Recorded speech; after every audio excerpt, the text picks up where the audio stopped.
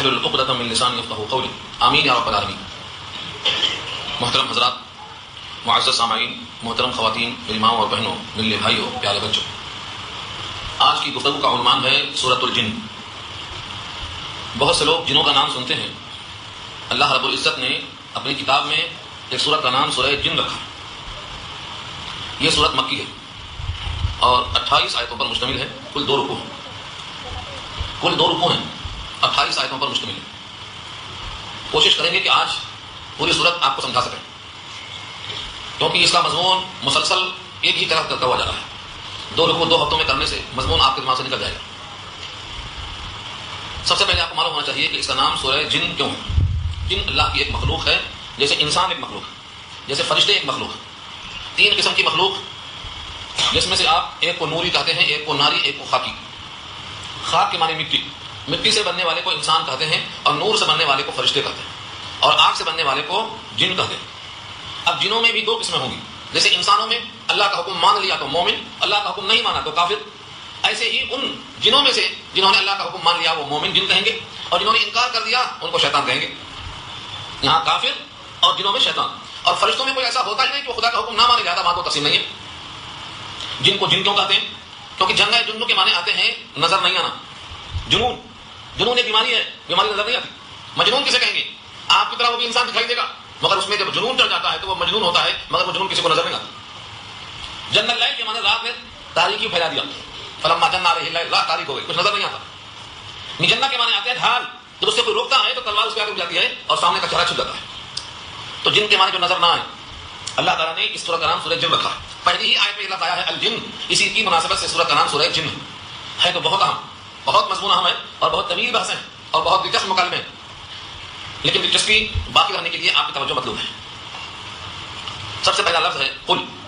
قل 12 آپ سن چکے ہیں۔ قل کے معنی اے نبی آپ کہہ دیجئے صلی اللہ علیہ وسلم، قل آپ فرما دیجئے، یعنی جو بھی آپ کے مخاطب ہیں کفار قریش، ان کو کہیے، ان کو بتائیے۔ اوحی الیہ، وحی آئی ہے میری طرف۔ اوحی الیہ کے معنی مجھ پر وحی آئی، وحی کہتے ہیں خفیہ پیغام، اللہ کی طرف سے بندوں کے نام۔ اللہ نے جس کو بھی چاہا پیغام بھیج دیا۔ اس وحی کے اوپر بحث کئی دفعہ آ چکی ہے۔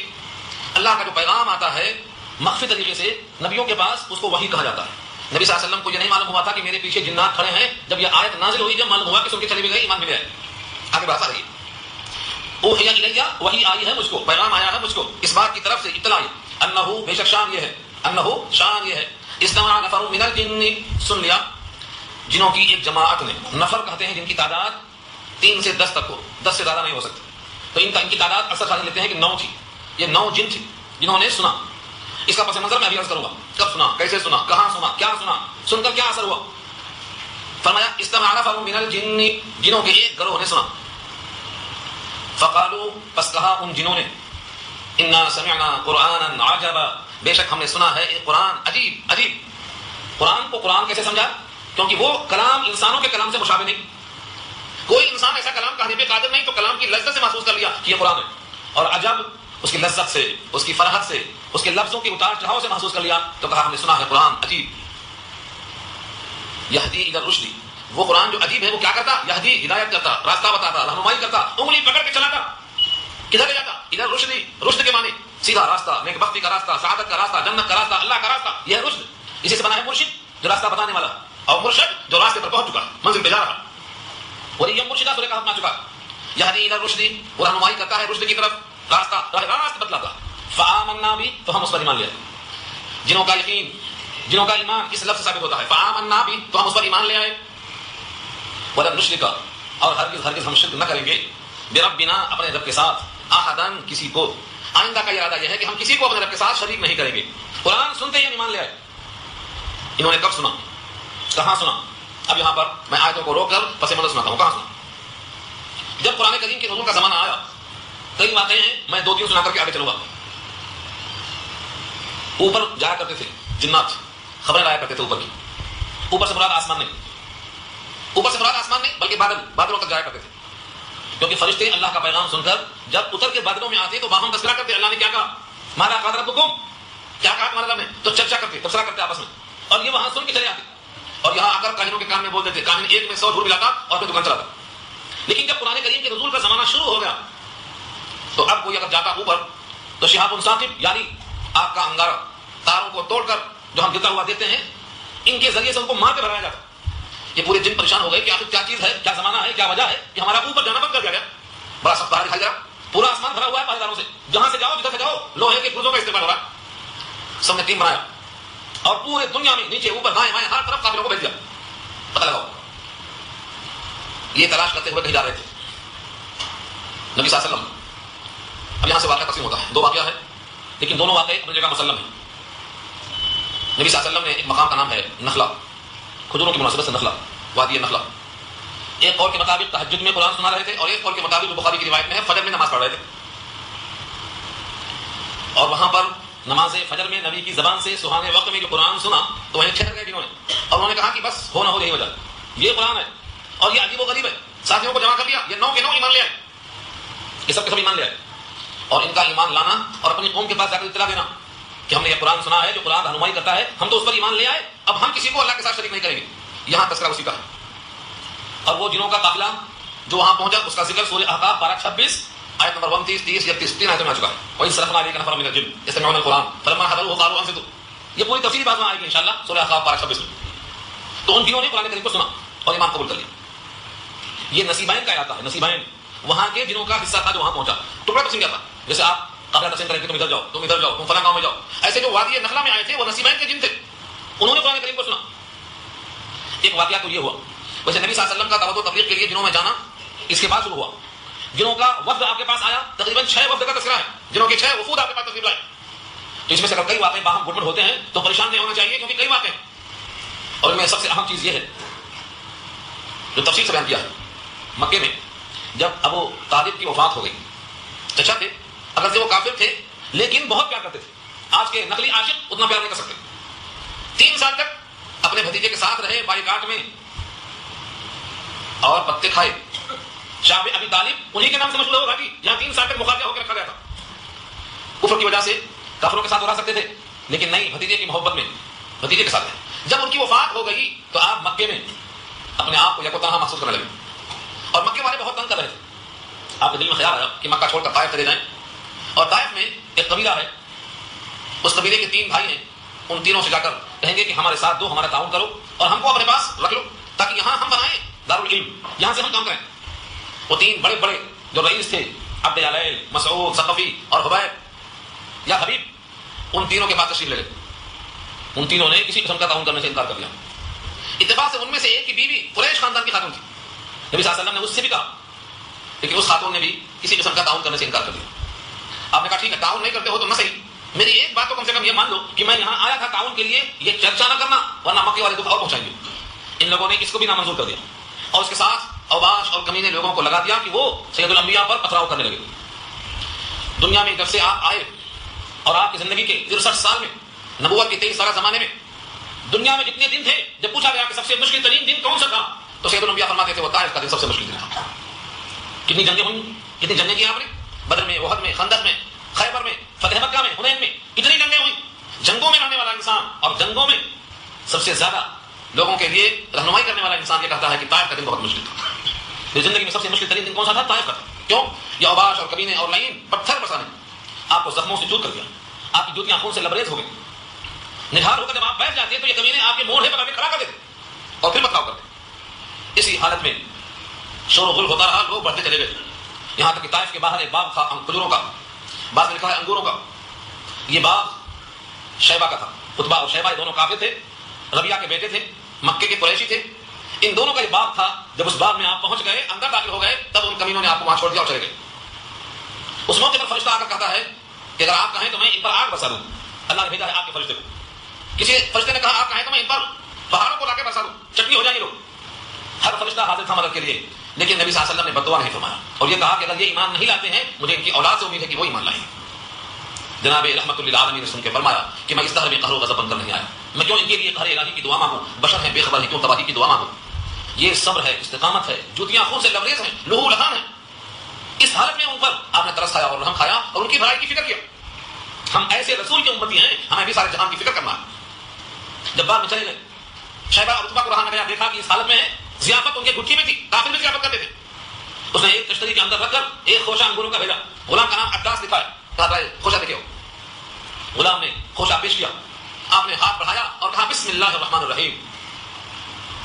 اس خوشے کی طرف جب ہاتھ بڑھاتے ہوئے بسم اللہ کہا تو عباس غلام نے کہا کہ یہاں کے لوگ تو بسم اللہ کو جانتے بھی نہیں, یہاں کے لوگ بسم اللہ الرحمن الرحیم جانتے ہی نہیں. آخر آپ کو یہ کیسے معلوم ہوا؟ آپ نے کہا تم کہاں کے رہنے والے ہو؟ اس نے کہا میں موصل ایک علاقہ ہے نینوا وہاں کا رہنے والا ہوں, جہاں پر حضرت عیسیٰ علیہ السلام کو اللہ نے بھیجا تھا. حضرت یونس عیسیٰ کو یونس کو بھیجا.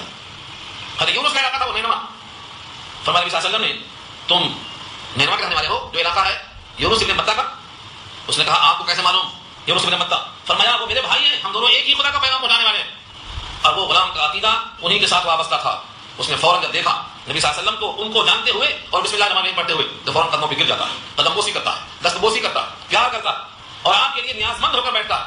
ادھر سے وہ شیبہ اور ربیعہ دیکھ رہے تھے, عتبہ اور شیبہ دیکھ رہے تھے. ان لوگوں نے آپس میں بات کی کہ میرے غلام کو خراب کر دیا. واپس آیا, غلام سے پوچھا کیا ماجرا ہے؟ تم ان کے ہاتھ پہ کیوں چوم رہے تھے؟ اس نے کہا قسم ہے اللہ کی, اس زمین و آسمان کے بیچ میں اس سے مقدس شخصیت کوئی نہیں ہے. ڈانٹا گیا غلام, کہا کم وقت کہیں تیرا ایمان نہ چلا جائے, تیرا دین تو باہر سے اچھا ہے, تیرا دین کہیں نہ چلا جائے. اس طرح سے غلام کو انہوں نے ڈانٹا. سید الانبیاء جب وہاں سے لوٹے ہوئے راستے میں فجر کی نماز کا وقت ہو گیا اور فجر کی نماز جب پڑھنے لگے اس میں جو قرآن پڑھا ہے تو وہ قرآن سنا ہے ایک جناتوں نے. ایک دوسرا واقعہ بتایا ہے.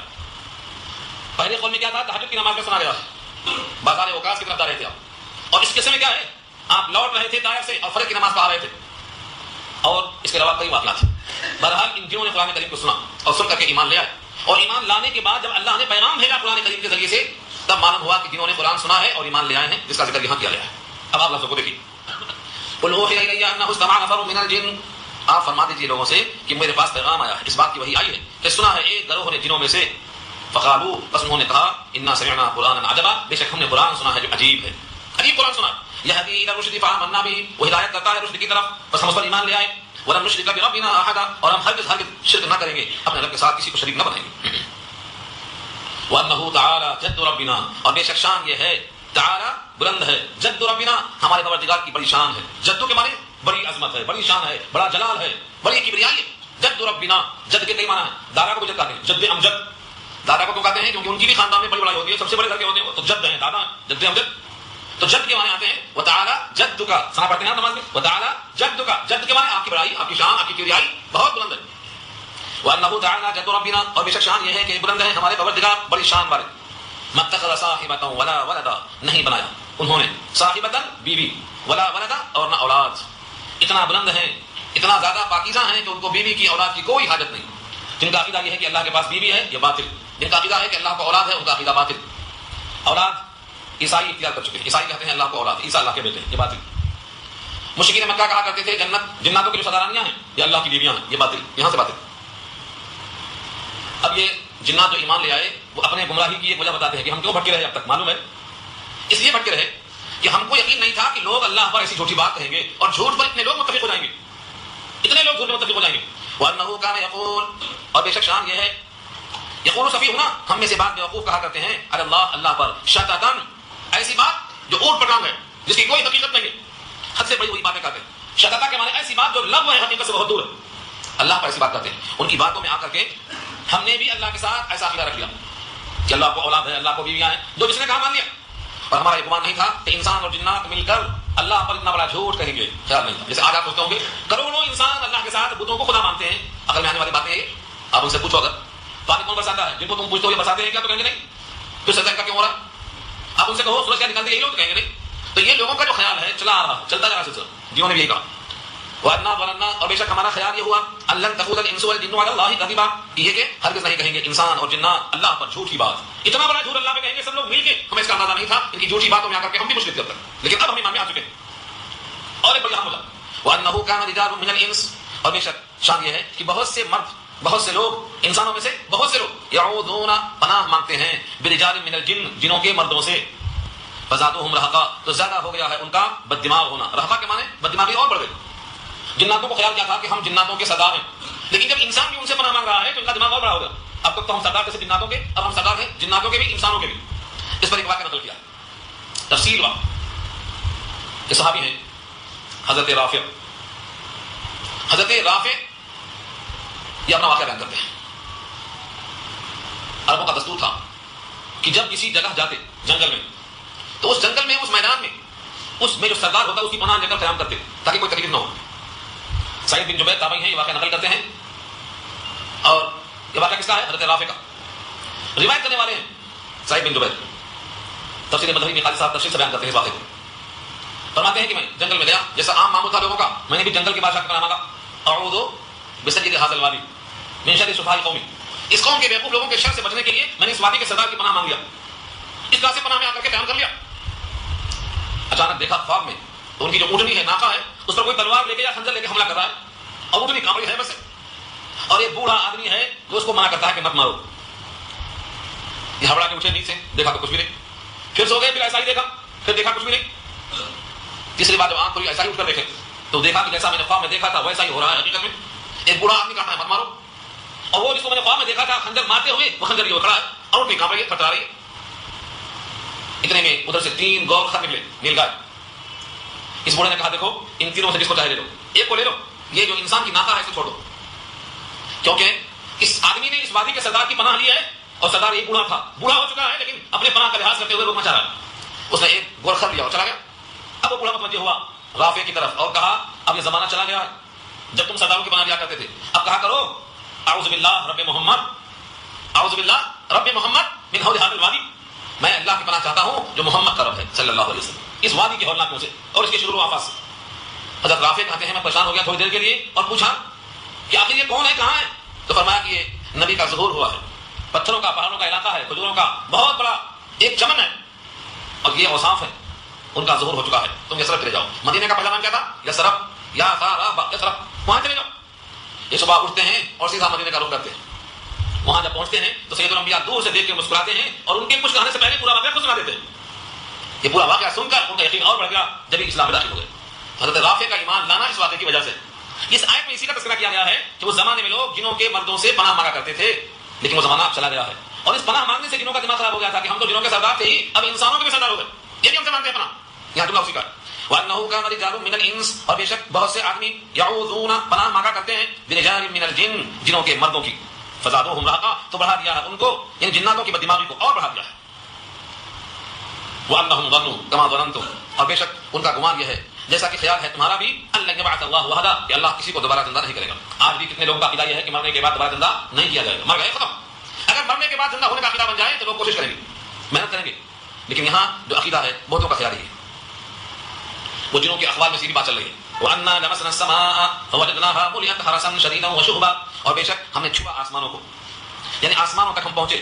لمسنا السماء, سما سے مراد آسمان نہیں ہے, آسمان کی سمت ہے. جس طرح آسمان کو سما کہتے ہیں ایسے بلندی کو بھی سما کہتے ہیں. بادلوں تک ان کا جانا ممکن تھا, یا اگر آسمان تک گئے ہیں تو آسمان میں یہ معلق رہیں گے, آسمان کے اندر نہیں رہیں گے. اور یہ معلق جو کہ لطیف جسم کے ہوتے ہیں, یہ بغیر کسی چیز کے رہ جاتے ہیں. اب اس کی مثال دینے کو جیسے پرندہ ہے, پرندہ فضا میں اڑتے اڑتے ایک دم سے اپنے پروں کو روک لیتا, اور ہواؤں میں بغیر کسی چیز کے ٹھہر جاتا, رک جاتا. اس کا رکنا کیوں؟ لطافت کی وجہ سے. تو یہ جن بھی خفیف ہیں آسمانوں تک, بلندیوں تک جا کر بلا کسی چیز کے رک جاتے ہیں. جانے کا مقصد کیا تھا؟ کچھ سنیں گے, خبریں وہاں سے لائیں گے, اپنے کانوں کے کان میں ڈالیں گے. ڈالتے کیسا کانوں کے کان میں؟ ایک نیچے ہوتا, ایک اس کے کندھے پہ, ایک اس کے کندھے پہ, یہاں تک کہ اوپر تک زنجیر بن گئی. اب اوپر جیسے وہ سنتا, اس سے پہلے کہ گروز آ کے لگے جلدی سے کان میں کود دیتا. وہ ایک گروز کھا کے مر جاتا لیکن خبر نیچے منتقل کر دیتا.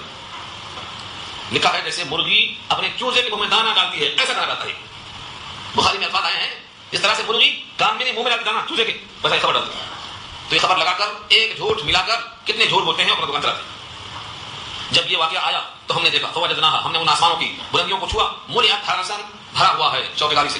حرسا کے معنی نگہبانی, جہاں جاؤ سخت پہرا, پہرے کے لیے کیا رہتا ہے؟ حرسا شدیدا, سخت پہرا.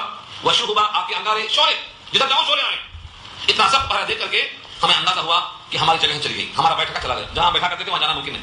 اور اس سے پہلے ہمارا کیا عالم تھا؟ وَأَنَّا كُنَّا نَقْعُدُ مِنْهَا, اور اس سے پہلے ہم بیٹھا کرتے تھے, منہا آسمان کے قریب, مقاعد, مقاعد کی جمع ہے بیٹھک, جگہیں بیٹھنے کی, للسمع, سننے کی خاطر. فمن يستمع الان, جو اب سنتا ہے, یجد له, پاتا ہے اپنے لیے, شہاب الرصدا, تیار آگ کا شعلہ پاتا ہے, فوراً آگ آتی ہے, بھاگنا پڑتا. اب اس کا مقصد نہیں معلوم کہ یہ بندوں کے لیے, زمین والوں کے لیے خیر کا فیصلہ ہے یا شر کا فیصلہ ہے, ان کے رب نے اس سے کیا چاہا ہے یہ نہیں معلوم.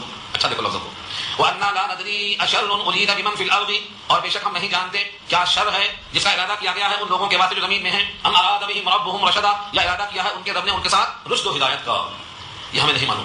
یہ کیوں کروایا؟ دو وجہ سے. اکثر لوگ سمجھتے ہیں کہ جنات کو سب معلوم, اس کے اوپر جن آ گیا اس کو سب معلوم. یہ جنات کہتے ہیں وَأَنَّا لَا نَدْرِي, ہم کو نہیں معلوم. معلوم یہ ہوا جیسے انسانوں کو کچھ معلوم کچھ نہیں معلوم، ایسے ان کو بھی کچھ معلوم کچھ نہیں معلوم. علم میں اتنے کامل نہیں ہے کہ سب معلوم، یہ کہا ہے ان سے. تو ایک بات تو یہ ہے کہ جنات کو سب نہیں معلوم.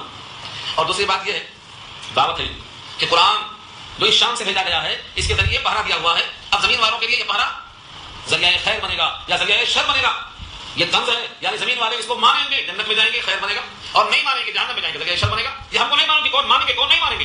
ایک معنوں میں اشارہ ہے کہ ہم ایمان لے آئے ہیں، تم بھی ایمان لے آؤ، یہ ذریعہ خیر ہے.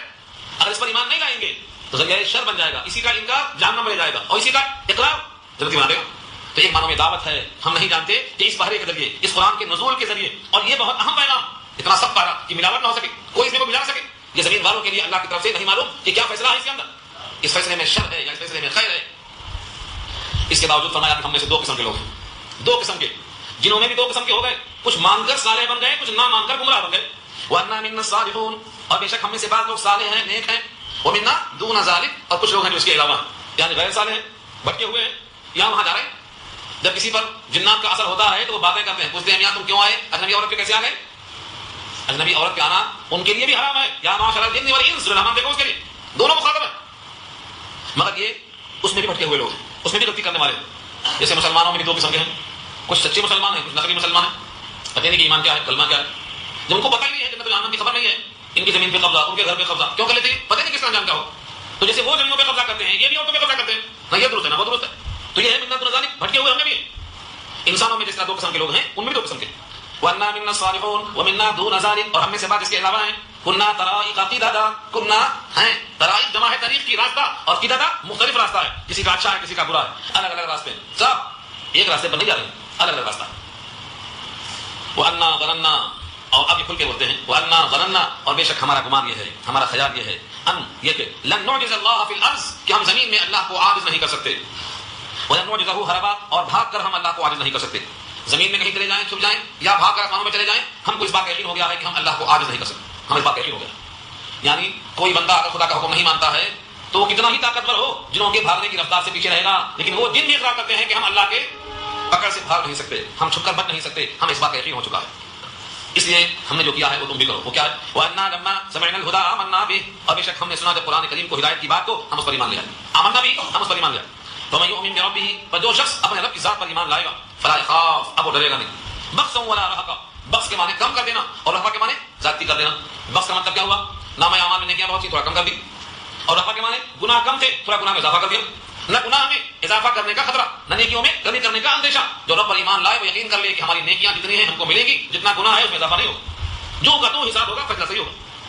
وَأَنَّا مِنَّا الْمُسْلِمُونَ وَمِنَّا الْقَاسِطُونَ، اور بے شک ہم میں سے بعض مسلمان ہیں، وَمِنَّا الْقَاسِطُونَ، اور ہم میں سے بعض لوگ ایسے ہیں جو ابھی تک راستہ ڈھونڈ رہے ہیں، بھٹک رہے ہیں. قاصد کے معنی آتے ہیں پہلے کی طرح بے راہ، ابھی تک پہلے کی طرح بے راہ، بدستور سابق بے راہ جیسا تھے ویسے آج بھی ہیں. یہ ہے قاسطون. فمن اسلم فاولئک تحروا رشدا، بس جن لوگوں نے اسلام قبول کر لیا انہوں نے وہ راستہ ڈھونڈ نکالا ہے نیکیوں کا، وہ راستے پر لگ گئے، ان کا انجام عمدہ ہوگا.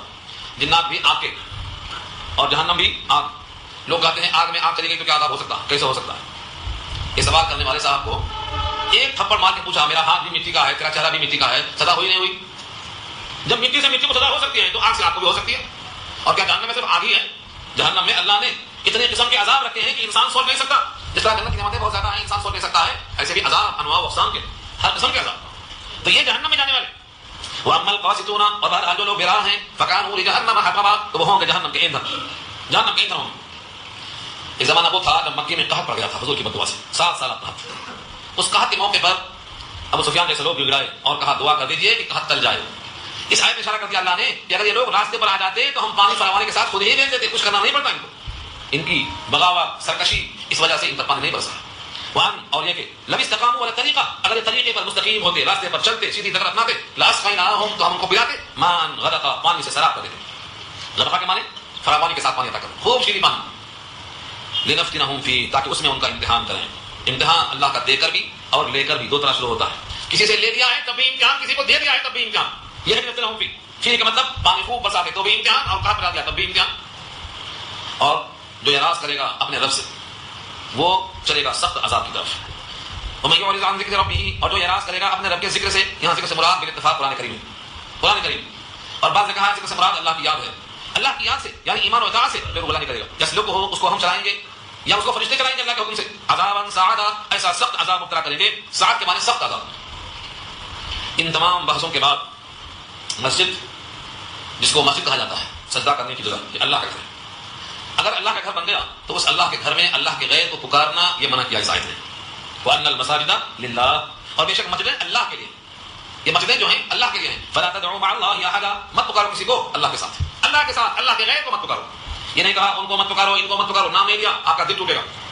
آپ جن کو پکارا کرتے ہیں اپنے دل میں رکھ کر اس آیت کو پڑھ کر فیصلہ کر لیجیے. آیت نمبر 18 ہے کہ مسجدیں اللہ کے لیے، سب سجدے اللہ کے ہیں، سب جو ہے بندے ہیں اللہ کے، لہذا اللہ کے ساتھ کسی غیر کو عبادت میں مت پکارو. فَلَا تَدْعُوا مَعَ اللَّهِ أَحَدًا، کسی کو مت پکارو اللہ کے ساتھ.